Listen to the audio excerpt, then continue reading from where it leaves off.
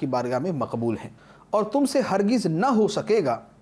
کہ عورتوں کو برابر رکھو، اگرچہ تم کتنی ہی اس کی حرص کرو۔ تو یہ تو نہ کرو کہ ایک ہی بیوی کی طرف پورے جھک جاؤ اور دوسری کو لٹکتی ہوئی چھوڑ دو، اور اگر تم نیکی اور پرہیزگاری اختیار کرو تو بے شک اللہ بخشنے والا مہربان ہے۔ شریعت نے چونکہ مسلمان کو اجازت دی ہے کہ ایک وقت میں وہ 4 تک بیویاں رکھ سکتا ہے۔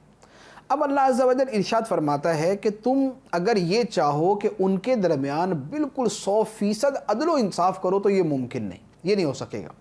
یعنی جتنی رغبت ایک کی طرف اتنی دوسری کی طرف، جتنی محبت ایک سے اتنی دوسرے سے، جتنی توجہ ایک کی طرف اتنی دوسری کی طرف، اگر ہر چیز کے اندر تم برابری کی کوشش کرو گے تو یہ تم سے نہیں ہو سکے گا، اگرچہ تم اس کی کتنی ہی حرص کرو۔ ایک کے ساتھ زیادہ محبت ہوتی ہے، دوسری کے ساتھ کم ہوتی ہے، ایک کی طرف توجہ زیادہ ہوتی ہے، دوسری کی طرف توجہ کم ہوتی ہے۔ تو جو معاملات تمہارے دل کے ہیں، جو تمہارے اختیار میں نہیں، ان کے اندر تو اگر کمی بیشی ہوتی ہے تو اس میں حرج نہیں، لیکن جو معاملات تمہارے اختیار میں ہیں،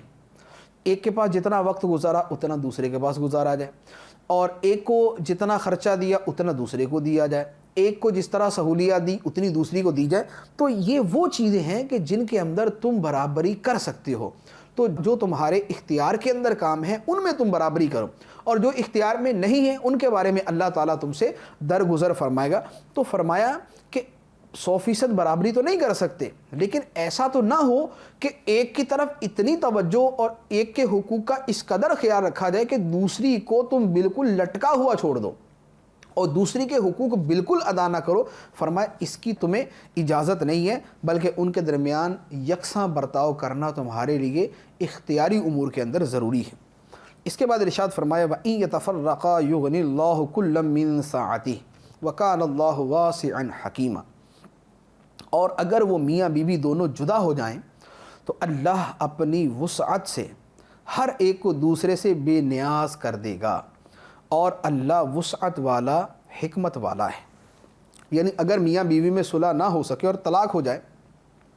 تو میاں اور بیوی دونوں اللہ پر توکل کریں، اللہ تعالیٰ میاں کو دوسری بیوی عطا فرما دے گا، بیوی کو دوسرا شوہر عطا فرما دے گا۔ یہ جو ہمارے ہاں ہوتا ہے کہ خدا نہ خواستہ یعنی طلاق ہو جائے تو اس کے بعد ایک ایسا سمجھا جاتا ہے کہ گویا اب تو زندگی ہی ختم ہو گئی،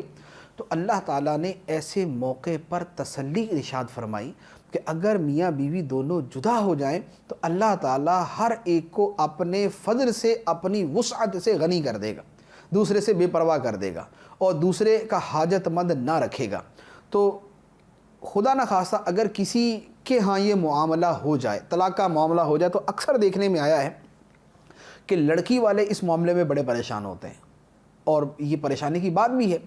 لیکن اگر یہ آیت مبارکہ بار بار جو ہے وہ دہرائیں، بار بار اس پر غور کریں تو انشاءاللہ عز و جل ان کی تسکین ہو جائے گی کہ اللہ تعالیٰ نے فرمایا کہ اگر ان دونوں میں جدائی ہو جائے تو اللہ تعالیٰ اپنی وسعت سے ان کو ایک دوسرے سے بے نیاز کر دے گا۔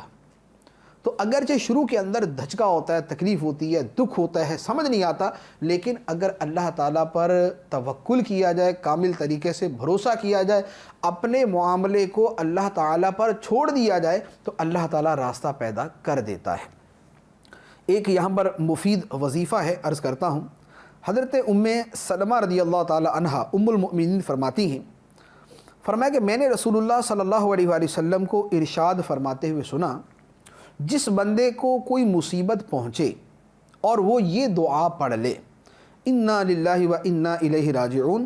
اللہم اجرنی فی مصیبتی و اخلف لی خیرا منہا، جو یہ دعا پڑھے مصیبت کے اندر، تو فرمایا اللہ تعالیٰ اسے اس مصیبت پر ثواب عطا فرمائے گا اور اس سے بہتر چیز اسے عطا کر دے گا۔ تو حضرت ام سلمہ رضی اللہ تعالیٰ عنہ فرماتی ہے، جب میرے شوہر حضرت ابو سلمہ رضی اللہ تعالیٰ عنہ کا انتقال ہوا تو میں نے یہی دعا پڑھی، اس کی برکت سے اللہ تعالیٰ نے مجھے ان سے بہترین شوہر یعنی رسول اللہ صلی اللہ علیہ وسلم عطا فرما دی ہے۔ تو یہ مصیبت کے وقت یہ پڑھنے کی دعا. کسی کو کوئی چیز چھن جائے, کھو جائے, کوئی عزیز جو ہے وہ دنیا سے چلا جائے, یا کوئی اور مسئلہ درپیش ہو, تو اسے چاہیے کہ یہ دعا پڑھے. انشاءاللہ اس دعا کی برکت سے ثواب بھی ملے گا اور اللہ تعالیٰ اس کا بہتر بدل بھی اسے عطا فرما دے گا. دعا کے الفاظ دوبارہ سن لیجئے. انا للہ و انا الیہ راجعون اللہم اجرنی فی مصیبتی و اخلف لی خیرا منہا. یہ دعا انشاءاللہ عز و جل دنیا آخرت دونوں اعتبار سے مفید ثابت ہوگی.